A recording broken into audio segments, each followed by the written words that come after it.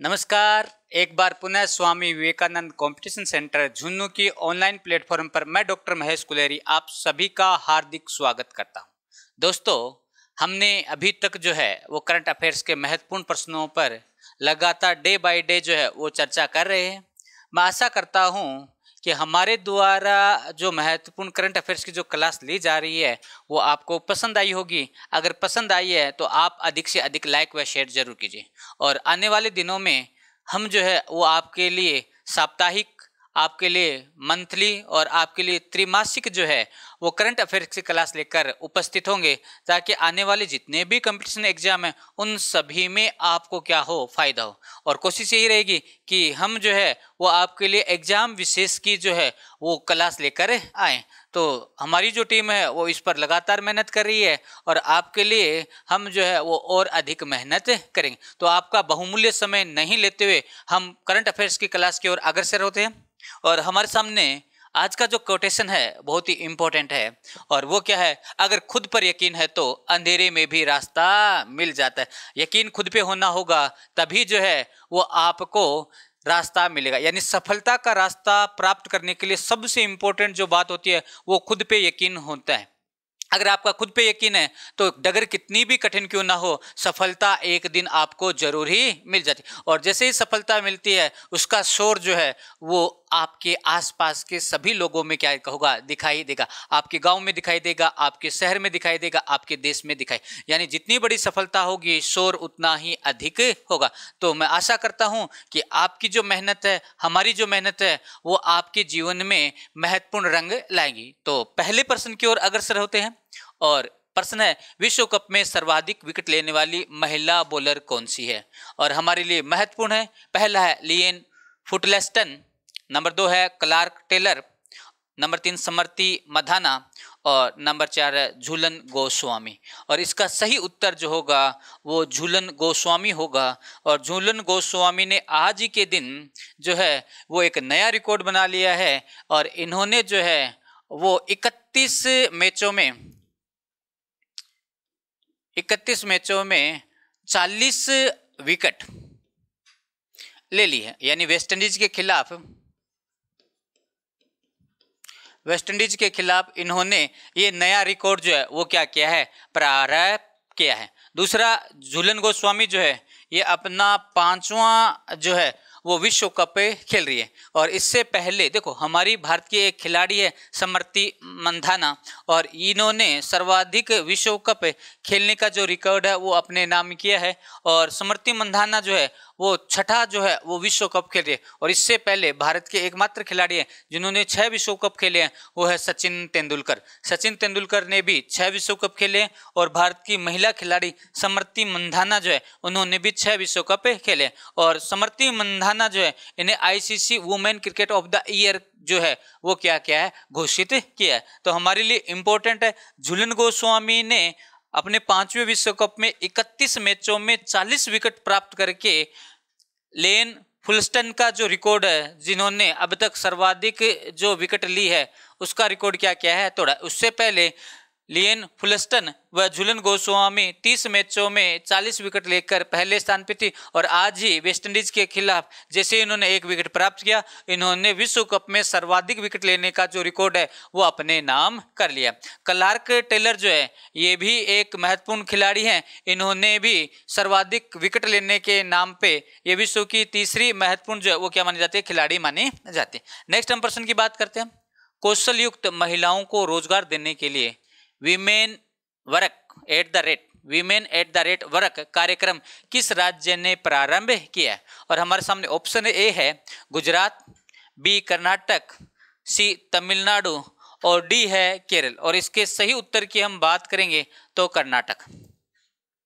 कर्नाटक ने ऐसी महिलाएं जो कौशल युक्त हैं उन्हें जो है वो रोजगार प्रदान करने के लिए विमेन एट द वर्क जो है वो कार्यक्रम क्या किया, प्रारंभ किया। और इनका जो योगदान है वो ये है कि 2026 तक 5 लाख महिलाओं को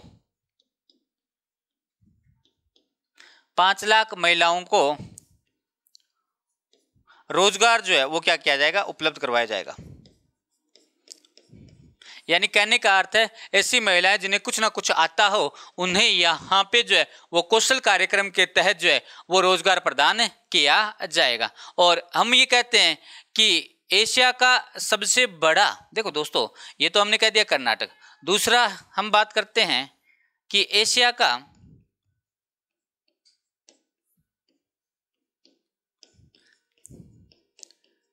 सबसे बड़ा बायो डीजल या हम कहते हैं सीएनजी का सबसे बड़ा जो है वो कारखाना जो है वो कहाँ पे स्थित किया गया, तो खंडवा जो है वो मध्य प्रदेश में है। खंडवा मध्य प्रदेश में एशिया का सबसे बड़ा बायोडीजल, हम कहते हैं बायो सीएनजी प्लांट जो है वो क्या किया गया, स्थापित किया गया, जो एशिया का सब, यानी कहने का अर्थ धीरे धीरे भारत जो है वो उन्नत प्रकार की टेक्नोलॉजी की ओर क्या हो रहा है, अग्रसर हो रहा है, प्रदूषण को धीरे धीरे कम किया। और उसी कदम का एक ही प्रतिफल है कि एशिया का सबसे बड़ा जो है सीएनजी प्लांट जो है वो मध्य प्रदेश के खंडवा में क्या किया गया, स्थापित किया गया। नेक्स्ट हम प्रश्न की ओर बढ़ते हैं। अनुसूचित जनजाति का दर्जा मांग रही हट्टी समुदाय, बहुत इंपॉर्टेंट है, हट्टी समुदाय किस राज्य से है? और हमारे सामने option A Meghalaya, B Madhya Pradesh, सी हिमाचल प्रदेश और डी जो है वो झारखंड। और अगर हम सही ऑप्शन की बात करें तो वो है हिमाचल प्रदेश। हिमाचल प्रदेश के सिरमौर जो स्थान है, हिमाचल प्रदेश में एक स्थान है सिरमौर, और सिरमौर की रहने वाली जो हट्टी समुदाय है सिरमौर, और सिरमौर की जो हट्टी समुदाय है उसे यहाँ की सरकार ने कह दिया है कि आपका जो प्रपोजल है वो हमने बनाकर केंद्र सरकार को भेज दिया। अब जो है केंद्र सरकार निर्णय लेगी कि आपको जो है अनुसूचित जाति में क्या किया जाए, शामिल किया जाए या नहीं। तो इसलिए हट्टी समुदाय जो है वो चर्चा का विषय लगातार बना हुआ है, बहुत ही इंपॉर्टेंट है। हिमाचल प्रदेश में सिरमौर जो क्षेत्र है वहाँ से संबंधित है। दूसरा अगर हम बात करें मेघालय के पठार में भारत की एक जनजाति निवास करती है जिसे हम बोलते हैं गारो और खासी जो है वो यही मेघालय राज्य में इन पहाड़ियों पर क्या करती है, निवास करती है। दूसरा, भारत में सर्वाधिक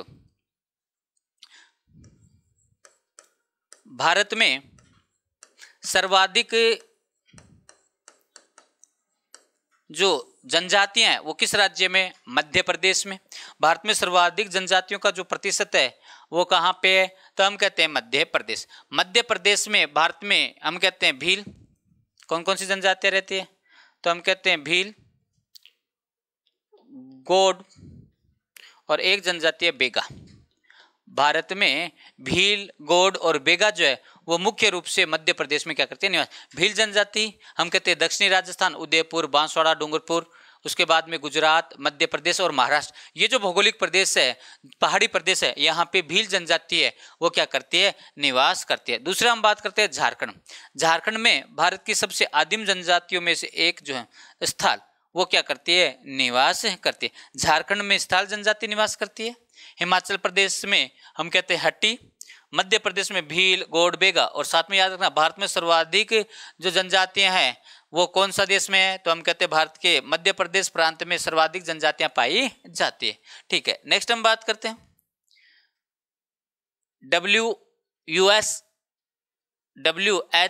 global centre for traditional medicine, WHOGCTM कहाँ स्थित है? अभी इसका उद्घाटन करने की बात हुई है, तो हमारे सामने ऑप्शन है ग्वालियर, बी जामनगर, सी मुंबई और डी जो है वो क्या है, गोवा। अगर हम सही उत्तर की बात करें कि ये जो है वो जामनगर गुजरात में क्या की जाएगी, स्थापित की जाएगी। जामनगर जो गुजरात है वहाँ पे भारत सरकार व WHO यानी कहने का अर्थ है विश्व स्वास्थ्य संगठन के द्वारा जो है जामनगर गुजरात में विश्व की प्राचीनतम औषधि युक्त जो कारखाना है वो क्या किया जाएगा, स्थापित किया जाएगा। और हम कहते हैं दुनिया का परंपरागत जो मेडिसिन है उस परंपरागत मेडिसिन के तहत पहला जो कारखाना है वो जामनगर गुजरात में क्या किया जाएगा, स्थापित किया जाएगा। और सहयोग कौन कर रहा है, तो हम कहते हैं विश्व स्वास्थ्य संगठन जो है वो इसमें सहयोग कर रहा है। दूसरा हम कहते हैं भारत सरकार और विश्व स्वास्थ्य संगठन जो उसमें सहयोग कर रहा है। ग्वालियर में अभी कल ही ग्वालियर में जो मुख्यमंत्री है मध्य प्रदेश के शिवराज सिंह चौहान और पर्यटन जो उड्डयन मंत्री है उनके द्वारा ग्वालियर में भारत का पहला ड्रोन जो है वो स्कूल की स्थापना की गई है। पहला ड्रोन स्कूल जो है वो भारत के में कहाँ पे स्थापित किया जा रहा है, ग्वालियर में स्थापित किया जा रहा है। भांबा परमाणु अनुसंधान केंद्र जो है वो कहाँ पे, मुंबई में अवस्थित है। और गोवा जो है वो क्षेत्रफल की दृष्टि से भारत का सबसे छोटा क्या है, राज्य, और अपने अल्फासो आम के लिए पूरे विश्व भर में क्या है, प्रसिद्ध है। अल्फासो आम जो अपने स्वादिष्टता, अपने रंग के लिए विश्व भर में क्या है, प्रसिद्ध है। सबसे महत्वपूर्ण जो आम है वो गोवा के अल्फासो आम है। उसके बाद में महाराष्ट्र में अमरावती आम है जो अपनी क्वालिटी के लिए क्या है, प्रसिद्ध है। नेक्स्ट हम बात करते हैं, केंद्रीय श्रम एवं रोजगार मंत्री द्वारा किसे राष्ट्रीय सुरक्षा पुरस्कार से सम्मानित किया गया। और हमारे सामने ऑप्शन है बाड़मेर का lignite mining company limited, Rajasthan state mines and minerals limited, Hindustan copper Nigam limited, और डी है ए और बी दोनों। अगर सही उत्तर की बात करेंगे तो खनन के क्षेत्र में हम बात करते हैं, खनन के क्षेत्र में ये जो पुरस्कार है ये दिया जाता है। दूसरा अगर हम बात करें कि खनन के क्षेत्र में बेहतरीन जो समावेश है, बेहतरीन नियोजन जो है, उस क्षेत्र में अग्रणी काम करने वाली जो कंपनियां हैं उन्हें खनन के क्षेत्र में ये पुरस्कार जो है वो क्या किया जाता है, दिया जाता है। दूसरा हम बात करते हैं कि बाड़मेर लिग्नाइट माइंस लिमिटेड जो है ये क्या करती है, ये लिग्नाइट जो कोयला है उसका उत्खनन करती है बाड़मेर में। दूसरा Rajasthan state mines and minerals limited, और Rajasthan state mines and minerals limited यानी Rajasthan state mines minerals limited RSMML, और इसकी जो स्थापना की गई थी वो की गई थी 30 अक्टूबर 1974। कब की गई थी, 30 अक्टूबर और 1974 जो है उसमें Rajasthan state mines and minerals की स्थापना की गई थी। और ये करती क्या है, ये राजस्थान में 4 स्थानों पर विभिन्न प्रकार के जो खनिज है उनका क्या करती है, दोहन करती है। और वो 4 जो स्थान है वो कौन से हैं, तो हमारे सामने एक तो आता चूना पत्थर, और चूना पत्थर का ये जो दोहन करती है ये कहाँ से करती है, ये करती है जोधपुर, यानी राजस्थान स्टेट माइंस मिनरल जो है वो जोधपुर से चूने पत्थर का दोहन करती है। दूसरा हम कहते हैं रॉक फास्फेट, और रॉक फास्फेट जो है वो उदयपुर से ये क्या करती है, दोहन करती है। तीसरा जो है वो है जिप्सम, और जिप्सम जो है वो दोहन करती है बीकानेर से। और चौथा जो है वो लिग्नाइट कोयला है, और लिग्नाइट कोयले का जो दोहन है वो कहाँ से करती है, जयपुर से करती है। यानी ये राजस्थान में 4 स्थानों पर जो है वो खनन का कार्य करती है। चूना पत्थर जोधपुर से, रॉक फास्फेट उदयपुर से, जिप्सम बीकानेर से, और लिग्नाइट कोयला जो है वो जयपुर से क्या करती है, उत्खनन करती है। और Rajasthan state mines minerals limited इसकी स्थापना खनिज उत्पादन के लिए 30 अक्टूबर 1974 को की गई। राजस्थान की सबसे महत्वपूर्ण जो कंपनी मानी जाती है। अगर हम बात करें हिंदुस्तान कॉपर लिमिटेड, ये कहाँ पे है, खेतड़ी, और खेतड़ी जो है वो हमारे झुंझुनू में क्या है, अवस्थित है। ये तांबे का क्या करती है, उत्खनन कार्य करती है। और आप सबको पता है कि झुंझुनू में खेतड़ी सिंघाना ये जो बेल्ट है ये तांबे उत्खनन के लिए भारत भर में क्या है, प्रसिद्ध है। और हम कहते हैं कोलियान की खान, चांदमारी, अकवाली, ये जो खाने हैं ये भी तांबे की महत्वपूर्ण जो है वो क्या मानी जाती है, खाने मानी जाती है। नेक्स्ट हम प्रश्न की ओर अग्रसर हो रहे हैं, और छठा जो प्रश्न है वो ये है, भारत के किस टाइगर रिजर्व में बंगाल टाइगर्स को सफलतापूर्वक बसाया गया है। और हमारे सामने ऑप्शन है रणथंबोर, बी है माधवगढ़, सी सरिस्का, और डी है नागा अर्जुन सागर।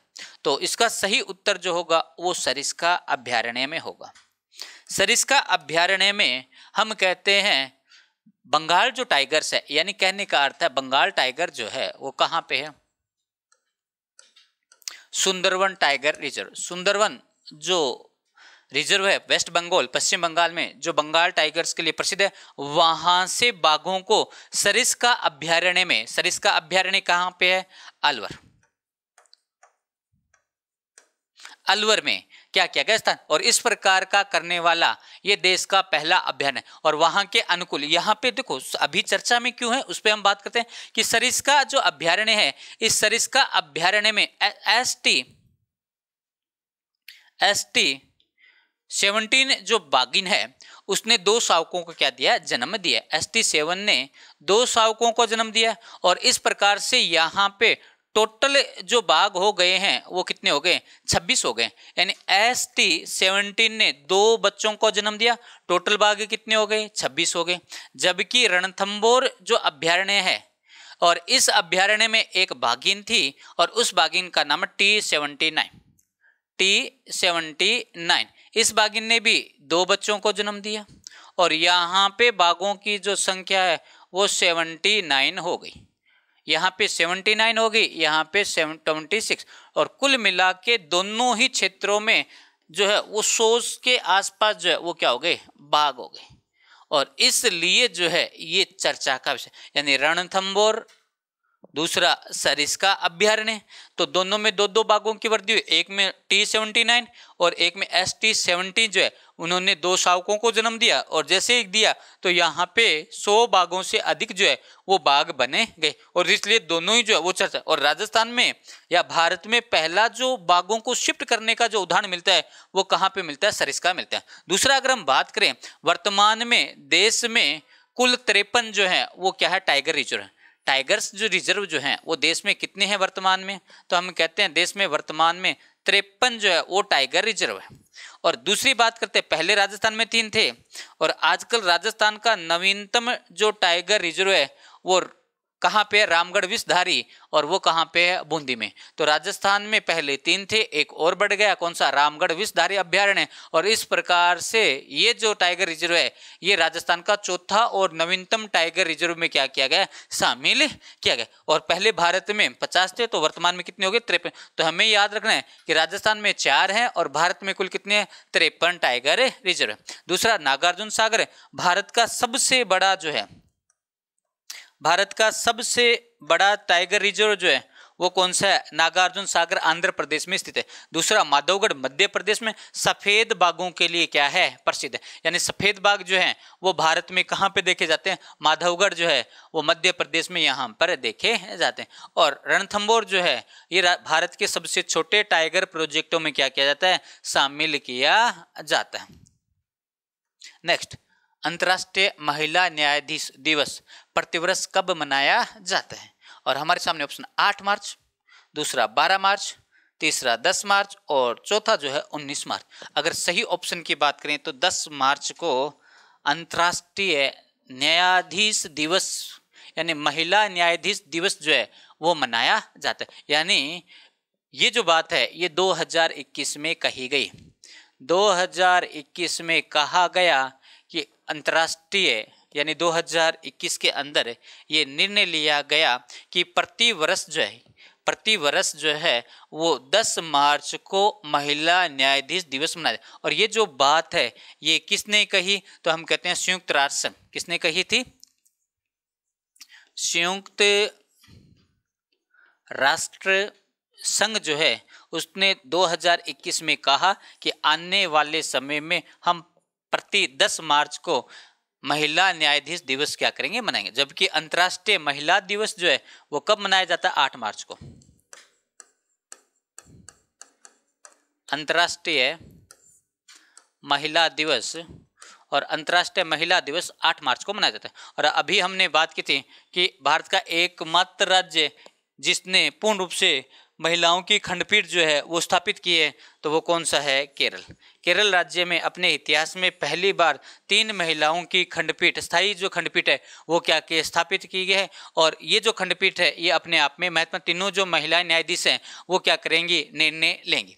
नेक्स्ट अगर हम प्रश्न की बात करें, अंतिम प्रश्न की ओर अग्रसर हो रहे हैं हम, और वो है भारत के सबसे बड़े तैरते ऊर्जा संयंत्र का उद्घाटन किस राज्य में किया गया है? और हमारे सामने जो ऑप्शन है वो पहला है केरल, दूसरा राजस्थान, तीसरा तमिलनाडु और चौथा जो है गुजरात। और इसका सही उत्तर जो होगा वो तमिलनाडु। तमिलनाडु में समुद्र के अंदर तैरता हुआ, हिंद महासागर में तैरता हुआ जो है वो एक सौर पैनलों का जो है वो संयंत्र क्या क्या है स्थापित किया गया है। और हम कहते हैं तमिलनाडु जो है थूथुकुड़ी,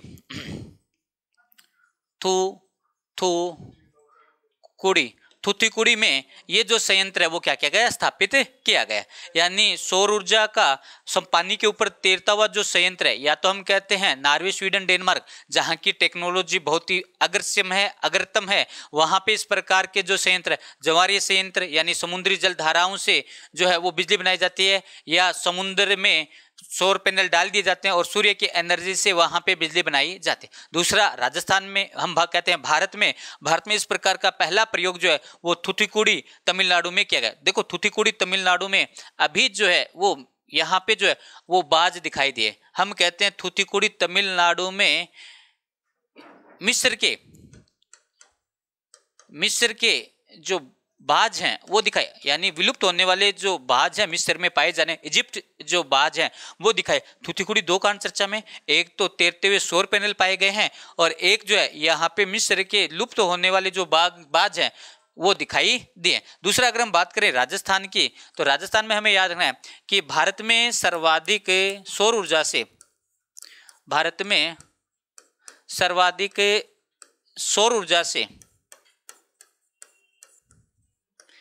से विद्युत बनाने का जो पहले नंबर पर जो राज्य है वो कौन सा है? राजस्थान में सूर्य के एनर्जी से भारत में सर्वाधिक क्या बनाई जाती है? विद्युत बनाई जाती है। और भड़ला जोधपुर में भारत का सबसे बड़ा सौर ऊर्जा पैनल क्या है स्थित है। दूसरा हम बात करते हैं तमिलनाडु जो है, इस तमिलनाडु में पवन ऊर्जा से भारत में सर्वाधिक विद्युत का क्या किया जाता है? उत्पादन किया, यानी पवन ऊर्जा से सर्वाधिक विद्युत का उत्पादन भी तमिलनाडु राज्य में होता है। और हम कहते हैं सौर ऊर्जा से सर्वाधिक विद्युत का उत्पादन राजस्थान में भड़ला जोधपुर में देश का सबसे बड़ा सौर ऊर्जा पार्क क्या है? अवस्थित है। और अगर हम बात करें गुजरात जो है ये पवन ऊर्जा से विद्युत बनाने में, दूसरा सौर ऊर्जा से विद्युत बनाने में लगातार अग्रिम कार्य कर रहे हैं। और इसके अलावा भारत की सबसे लंबी जो तटरेखा रखने वाला जो राज्य है वो कौन सा है? गुजरात। और हम बात करते हैं केरल, और केरल में एक झील है जिसका नाम है वेमनाड झील। और वेमनाड झील जो है वो वेलिंगटन द्वीप को भारत की मुख्य भूमि से अलग करने वाली जो झील है वो कौन सी है? वेमनाड झील। भारत की सबसे लंबी झीलों में क्या की जाती है? गिनी जाती है। जबकि सबसे बड़ी झील की बात करते हैं तो चिल्का, लेकिन उससे भी लंबी झील जो है वो कौन सी है? वेमनाड, जो भारत में आर्द्र भूमि, नम भूमि के लिए भी क्या है? प्रसिद्ध है। और ओणम के समय इस झील में जो है वो स्नेक बोट रेस का क्या किया जाता है? आयोजन किया जाता है, जो दक्षिणी भारत का सबसे महत्वपूर्ण क्या माना जाता है? खेल माना जाता है। तो ये है आज के महत्वपूर्ण प्रश्न। मैं आशा करता हूं कि स्वामी विवेकानंद कॉम्पिटिशन सेंटर के द्वारा जो आपको महत्वपूर्ण प्रश्न उपलब्ध करवाए जा रहे हैं वो आपके जीवन में काम है। अगर आपको पसंद आए हैं तो चैनल को अधिक से अधिक लाइक व शेयर कीजिए, और आने वाली प्रतियोगी परीक्षाएं आपके लिए अधिक से अधिक जो है वो किस्मत को बदलने वाली हो। इसी आशा के साथ स्वामी विवेकानंद कॉम्पिटिशन सेंटर की ओर से आप सभी को हार्दिक शुभकामनाएं।